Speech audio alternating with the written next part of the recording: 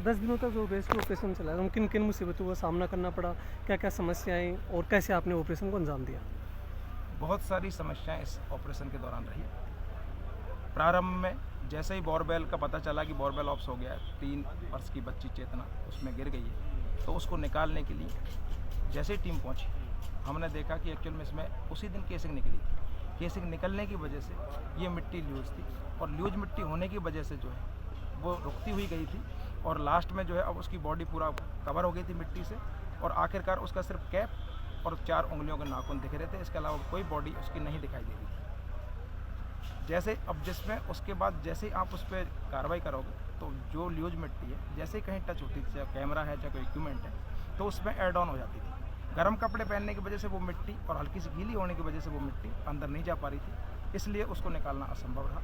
उसमें प्रयास चल रहे थे निकालने के लिए, लेकिन क्या है कि एक बार हम उसको 10-12 फीट तक लेके आ गए थे, लेकिन उसमें क्या है कि ऊपर वॉल्वर सकड़ा था, नीचे चौड़ा था। केसिंग होती तो एक साइज का होता, उसी दिन जो है चेतना बाहर निकल जाती, लेकिन उससे 10-12 फीट ऊपर आने के बाद जो जे हुक लगा रखा था स्वेटर में कमर के पीछे, तो वो रिलीज हो गया, और उससे वापस जो है चेतना वापस अपनी पोजीशन पे चली गई। जैसे ही पाइलिंग मशीन ने खोदना स्टार्ट किया, 150 फीट तक खोदने के लिए स्टार्टिंग में प्रारंभ में लूज मिट्टी आई, जिसकी वजह से हम उस केसिंग जो पाइलिंग है वो नज़दीक नहीं करा पाए। अदरवाइज हमारा 4 फीट दूर ही पाइलिंग कराने का प्लान था, उसको हमको फिर 8 फीट दूर ले जाना पड़ा। हो सकता है कि एक्चुअल बोरवेल उससे कॉलेप्स हो जाए, वाइब्रेशन से और खुदाई से। तो हमने 8 फीट दूर जो है प्लान किया कि जो है पाइलिंग 8 फीट दूर करवाई जाए।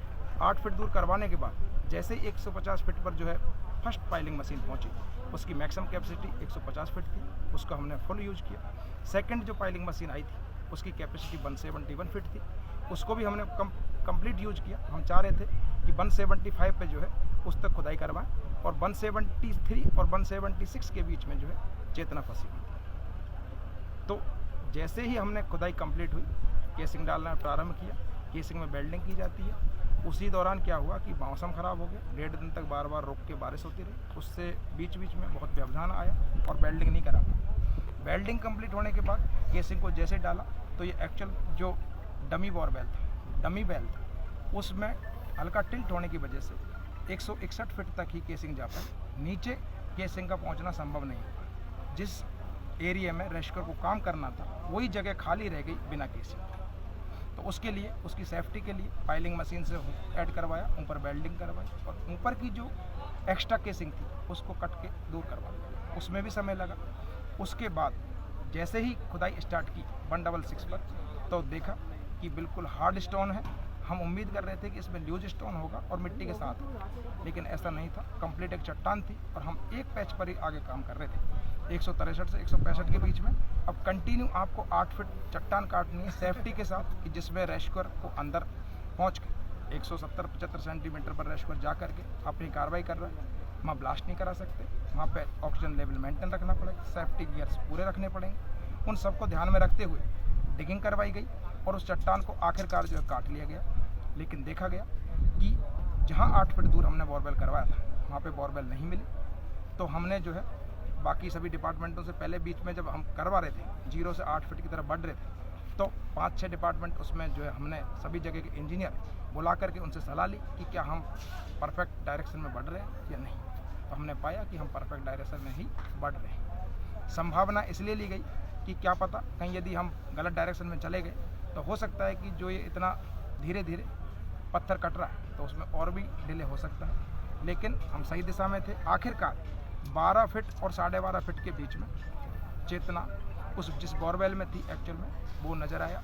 उसके बाद जो है नीचे से लेके ऊपर की तरफ, पैरों से लेके सिर की तरफ कटिंग स्टार्ट की, और उसका डिटेक्शन आज मॉर्निंग में सुबह लगभग 7-8 बजे हो गया था। लेकिन फिर भी सुबह से लेके शाम हो गई, सिर्फ विक्टिम दिखाई देने के बाद, बच्ची दिखाई देने के बावजूद उसको रिलीज करने के लिए पूरा दिन लगे। तो आप सोच सकते हैं कि कितनी विकट परिस्थिति रही होगी अंदर जो है रेस्क्यू के साथ। सर, सबसे पहले बच्ची का कौन सा हिस्सा नज़र आया आपकी टीम को? जैसे ही हमारी टीम पहुंची थी, सिर्फ उसके सिर पर कैप और 4 उंगलियां, इसके अलावा कुछ भी नज़र नहीं आ रहा था। जी, तो क्या एहतियात बरते गए उसको आखिरी समय तक बाहर निकालने के लिए? क्योंकि आज भी सुबह बता दिया गया था कि कुछ ही देर बाद आने वाली है, फिर भी आज 7 बज गए। जैसे ही बोरवेल का पता चला, हमने बता दिया कि बोरवेल डिटेक्ट हो गया है, बोरवेल डिटेक्ट होने के बाद उसमें देखा गया कि कहीं कोई टॉक्सिक गैस तो नहीं है, क्योंकि वो पुराना बोरवेल था।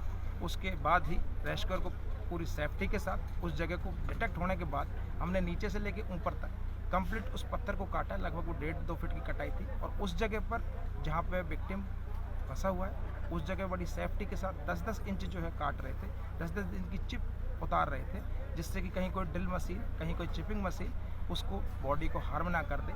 इसलिए ही वो टाइम लगने का कारण था। सेफ्टी के साथ जो है हमको उसको evacuation करना। सर बॉडी की कंडीशन कैसी थी, कहीं जख्मी थी क्या वो? ये तो मैं नहीं कह सकता एक्चुअल में कि बॉडी की कंडीशन कैसी थी, क्योंकि जैसे ही हमने टाइम बिना गंवाए उसको निकालते ही जो है मेडिकल केयर के लिए आगे भेज दिया गया। आगे डॉक्टर उनकी रिपोर्ट कर। धन्यवाद सर।